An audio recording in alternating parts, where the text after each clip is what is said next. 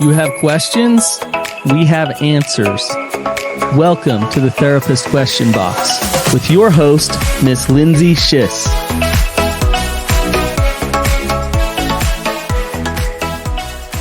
Welcome back to another episode of the Therapist Question Box. Today, we're diving into a question that so many people quietly ask, but are often afraid to speak out loud. How do you know if you're becoming mentally unstable? Is the question that we were asked by this listener. Today, we have John Bowers with us. John, thanks for joining us. Thanks for having me. So, John, tell me your thoughts about this question, first of all. You know, I listened to this question and I think that takes a lot of courage to actually say that, because it's obviously a person who's wondering if that's what's happening to them. Yeah. So let's talk a little bit about that. How do you know if you're becoming mentally unstable? So let's first begin with mental stability. Let's maybe start with, what is mentally stable even mean? Yeah. I think that a good sign of mental stability is that you're able to make values-based decisions most of the time. You're able to recognize your own behaviors and adjust if needs be, that you're able to think long-term about your choices, if you're able to think about how other people feel, and there's a lot more that we can say about it, but I like that. Living in your values. Like you're concept. Behaving congruent with your values, and that you're aware of that. Yeah, that you're feeling the right emotions in the right intensity at the right time. And the word right is dependent on I was just going to say, how do you know what's right, Yeah. right? I mean, oh wait, is that too much emotion? Is that, am I numb to that? Yeah. You know? Yeah. But that's a really good question to ask yourself. Is this intensity appropriate for the situation? Is this emotion appropriate? And we're not shaming emotions. We're not saying you shouldn't feel how you feel, but it's a really good idea to reflect on, what is my reaction here? Yeah. How am I taking up space in this situation? I actually love that idea, by the way, just kind of reflecting and getting curious about it. What was that? Did I respond in a way that did not make sense to the situation, right? Yeah. I mean, I what comes to mind as you were saying that is I was thinking of myself walking into my grandma's funeral. And I walked in and I was very close to my grandma and had a good relationship with her. And I walked in and started laughing and I couldn't stop laughing. And it was I was disgusted with myself. Here I am at a funeral and I'm laughing. And I went in the bathroom and then I just started crying, right? And it was my emotions were there, but they were just kind of coming out sideways. Yeah. Right? Yeah. And it wasn't that I thought it was funny, but I was just, I was having a big surge of emotion. Yeah. But it happened to be laughter instead of tears. And then once I got in the bathroom, right, tears came. So, but taking a moment to reflect on that, wait a minute, I'm at a funeral. I was very close to this person and I'm laughing. That doesn't seem congruent with what's actually going on for me. Yeah. And I'm sure that's pretty common for everyone, that happens now and again. To laugh at funerals? I laugh at funerals all the time, but that's more about me.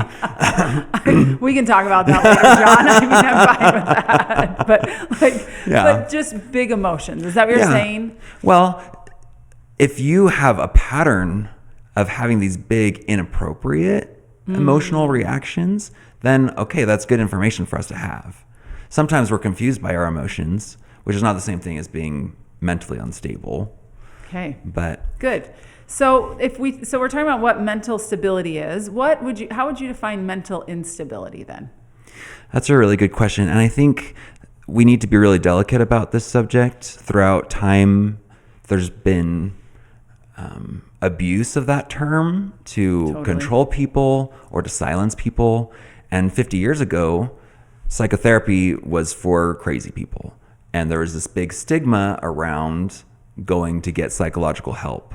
And so a lot of people have barriers, whether they're conscious or subconscious, to getting that kind of help. Yes. So I recognize that this is a delicate issue. I so appreciate actually you saying that, because I totally agree with that it's there's been a stigma for so long that like, oh, you must be mentally unstable, or, oh, they're mentally unstable. Right. Mm-hmm. And so to recognize like there's a stigma that goes along with it, and it's been years, right? This is not new, but Right. to recognize that, you know, as you were talking, I was thinking of a book that I read.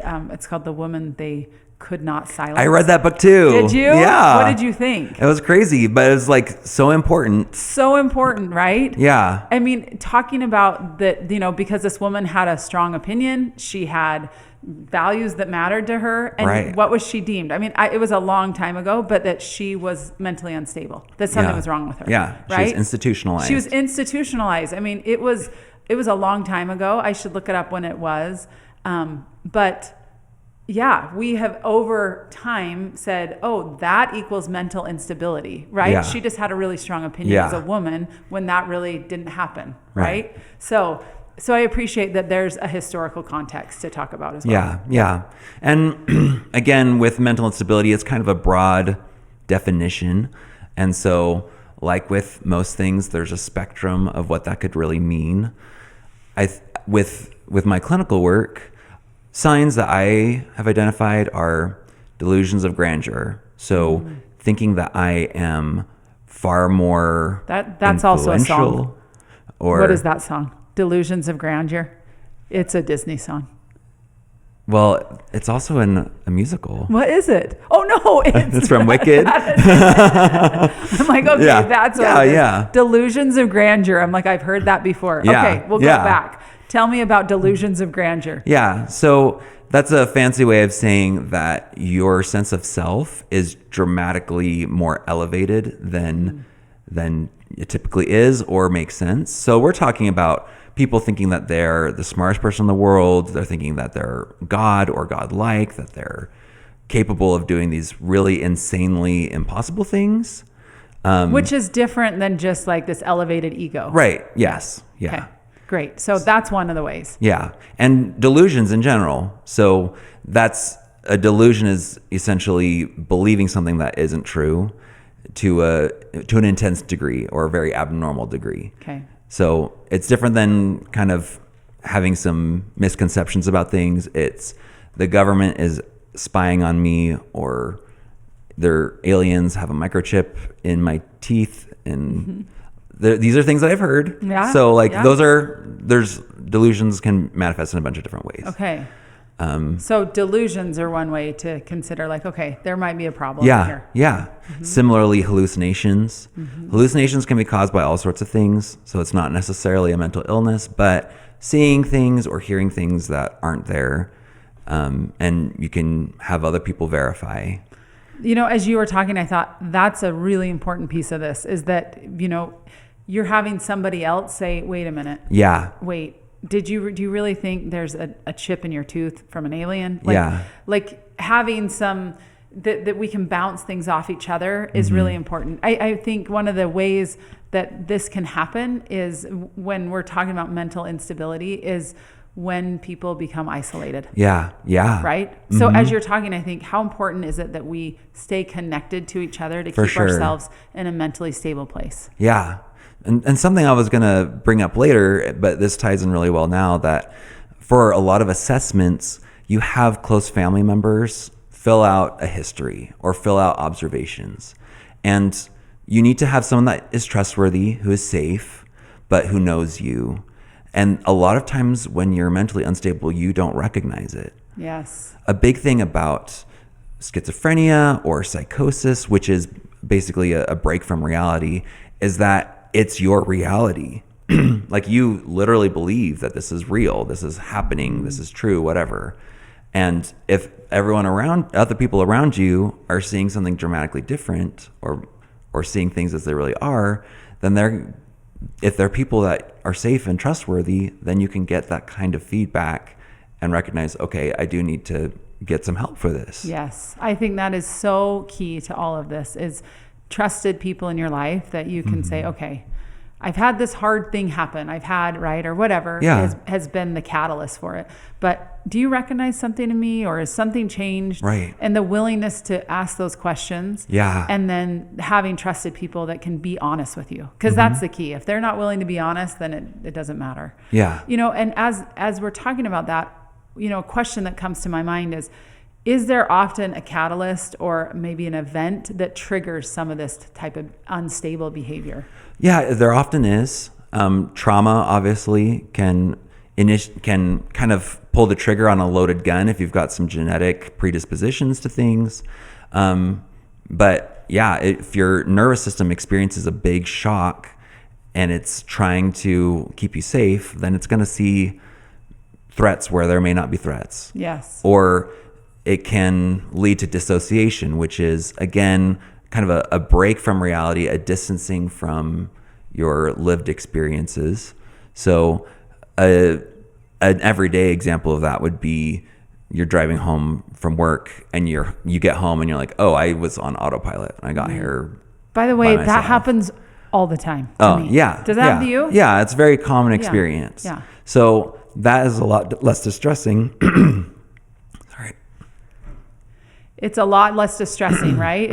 I'm going to let you take a drink for a minute. Yeah. But it's actually helpful for me to hear you say, like, yeah, a lot of people go on autopilot. It's not a problem. It's maybe just our brain says, I know the way home. It's not a problem. I don't need to overthink my path home. Right. So when is disassociation a problem? Yeah. If you are noticing big blocks of time or just a noticeable absence of information or memory, if you're having kind of an amnesia, especially when you're having big emotions, that's a sign that you could really use some help. Okay. So some things to recognize: amnesia or big emotions is something to recognize. Yeah. Well, and I'm coupling those because when you have really big emotions, you tend to really ingrain that into your memory. Right. But if someone's like, you're acting super intense, super loud, and you think, I don't even remember this morning. Yeah. Then, okay, that's really big information. Yeah, we need to be aware of that. Yeah. So what are some, or like if a person is wondering, like our listener, if they're becoming mentally unstable, what are some early warning signs that people might miss? Yeah, so mood swings can be a manifestation of mental instability. And we're not talking, something bad happens and you get really upset, or you have to slam on the brakes or whatever. Something initiates a big emotion that takes you from happy to fearful or angry or sad. You find out that a loved one passed away, that sort of thing. But if you're having substantial mood swings that are not congruent with what's going on, or your behavior is dramatically outside of your values, if it's for a prolonged period of time, those are all signs that you could really use some help. Okay. Those are really helpful. If it's out of your values, if your behavior's out of your values, or if it's really prolonged, like some things to just take into account, right? Yeah. And I think that's really important to understand that, like, when we have something hard happen, our natural response is going to be sad or disappointed. Yeah. Like, that's actually congruent with the situation. You just said that, right? And so understanding, like, oh no, you feel sad because there's been a loss. Congratulations. Your body's doing exactly what it's meant to do. Yeah. Right? Yeah. We don't need to worry about that. But it's if it goes on for too long, or it's sadness that turns to misery, that turns to I don't have any energy or desire to do what I love to, then we kind of maybe need to look at that. Would you agree? Yeah. Okay. And examining environmental factors and, okay, have I had enough sleep? Have I had enough to eat? Am I feeling connected? All these things, if those things are in place and you're still having these big abnormal or to other people confusing reactions, then that's a good sign. Yeah. You could use some help. Well, what you just said is really important. I feel like I do that with so many clients. I will say, What's your sleep like? What's your eating? What's Yeah. your exercise? What are your connections? Kind of those baseline things. If those are off, like if a person is never sleeping, but they want to work on some higher level stuff, I will be like, oh no, that's Yeah. going to be really tough. Yeah. Because you're not in a place where you're restoring and where you're getting every night going, okay, scrubbing your brain from the day's activities. That's what sleep does. Yeah. It's going to be really tough. So it's like those foundational things need to be in place is what I'm hearing you say. Yeah, for sure. Yeah. Okay. Yeah. And a lot of what we're doing is ruling out other things. Yes. Because a lot of my emphasis here is mental illness or mental disorder. So that's probably not the right way to say it. But Yeah. rather than there are environmental explanations for what's going on. Absolutely. That makes perfect sense. So if someone realizes they're struggling, what are some of the first steps you'd recommend? One thing I would recommend is connecting with others, getting feedback, getting peer support, having a sense of connection with other people, and seeking advice and being really open to what that advice could be. Okay. So not necessarily taking advice that's outside of your values, but if someone gives you an answer that's difficult, just to really consider it. And sometimes going to therapy or going to a psychiatrist is going to be helpful for that. I love that. I love that. You know, I think, again, when somebody starts to feel like, I'm mentally unstable, something's wrong, they disconnect from their support network, from themselves, because there's this feeling of shame, like, oh my gosh, what if people really know what's going on? Yeah. Right? But the idea of like, no, staying connected and then seeking support outside is really important. Yeah. Because this is a common interaction procedure. There's a better word for saying it, but psychiatrists will often say you're not going to notice the difference that this medication is making, most likely, as soon as other people around you will notice. And a lot of times when we're in this state of mental instability, we're not, again, recognizing that it's off. Yes. So perhaps a close friend or relative can say, I'm noticing that you're engaging in these really high risk activities, that you're having unsafe sex, or you're spending tons of money, or you're driving super fast and recklessly, just these potentially dangerous situations, or dangerous to your well-being or your lifestyle. You know, it's, as you say that, it makes me think, and if you're the person who's recognizing that in someone else, to have the courage to have that conversation. Yeah. And to have, I mean, really, honesty is kind. Right. Right. And if you have a relationship with someone and you're concerned about their behavior, that is so important to not just push that under the rug and pretend you're not seeing it, or, you know, they're not my responsibility, but, you know, to care and say, hey, I'm noticing, is everything okay? Yeah. You know, I think that's a really important piece of this too. If you're the one witnessing somebody that's really struggling as well. Right. Yeah. Okay. Yeah.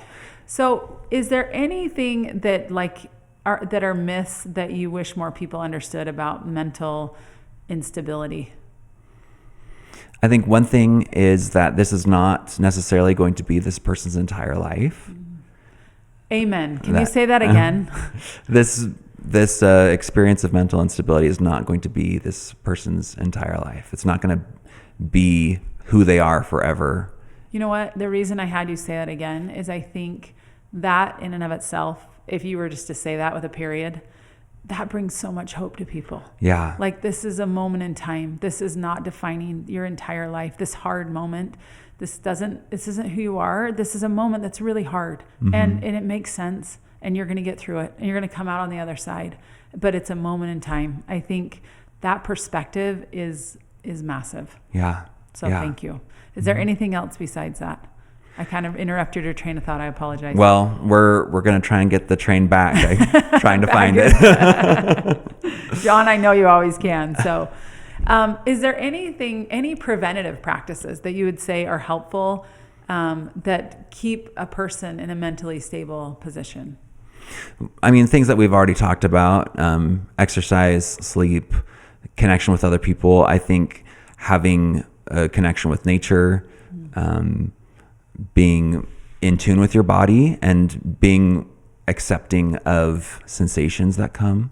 Because a lot of times this mental instability is a result of not being able to tolerate something, whether that's a memory or a physical sensation or an emotion. If people are noticing that you're having this dramatic personality change, or that your sense of self seems really out of whack, those are signs of mental instability. So in the reverse, if you're practicing acceptance, or when you're going through something really hard, connecting to someone else rather than dealing with it on your own. Yes. John, were you saying that, like acceptance of emotions and physical sensations? That's a huge deal too. Like we kind of are like, oh yeah, if you just accept that, but accepting hard things, hard feelings, hard sensations, we want to push them away because they're uncomfortable. And what you said, it's so important that often that's why we're in the place we're in of mental instability, right? Yeah. Because we've ignored it or pretended it's not there or pushed it down. And guess what? It's there. It just comes out sideways. Yeah. Right? Yeah, for sure. Yeah. So that's a really important one. Yeah. So is there anything that I have not asked you that you feel like, oh, this is really important, we need to talk about this? The thing is, we could go on for a long time about this subject, and I would love to geek out on it. I think just as an extension of the acceptance conversation, we also need to have knowledge, and part of that is knowledge about ourselves. We don't have to go on this worldwide journey and have this big quest to find ourselves. Although that could be fun. Yeah. If anyone wants to sponsor that for me, I'm sure I could find a lot about myself. I'm sure you could. But yes, we don't have to. Right. Yeah. But exploring, what do I really care about? What do I value? What do I actually believe? And having boundaries within your life, both internal, as far as what are my reactions going to be? What am I going to let affect me? And also external, how am I going to live in relation to other people? Having that strong sense of self and a knowledge of that, one, gives you a reference point if you stray off, but also it's a lot easier to deal with life's challenges when you know who you are and what you believe. Amen. When you know who you are and what you believe. Yeah. And let's be honest, that actually is not always easy. No, it's not. Yeah. A lot of clients that I meet with, I'll talk about, what are your values around that? Here's the issue. Here's the frustration. What's your value?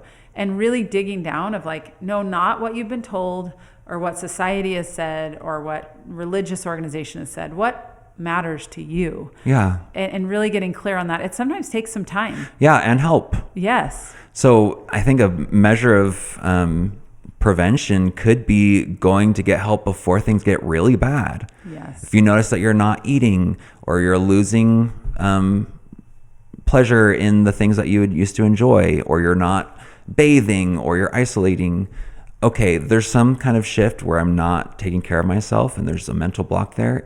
Even if I don't know what it is, getting some help from an outside source like a therapist can really help you to get clear on that and know which direction to go. Yes. Or sense, a blind spot. Amen. I think this conversation is really powerful, to remember that mental health exists on a spectrum. Yeah. It's not just one size fits all, and it's not I'm okay or I'm not. There's a spectrum of gray in between that. Yeah. And it's moving. It's not just we're in one place and that's where we stay forever, but it's a spectrum. And I appreciated understanding some of those early warning signs, because I think that can make all the difference.